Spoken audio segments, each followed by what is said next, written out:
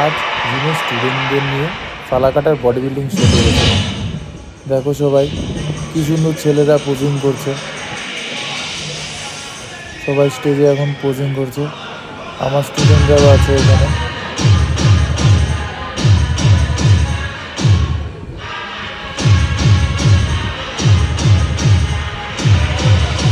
Posing করতে করতে একটু রেস্টও নিয়ে নিচ্ছে এরা।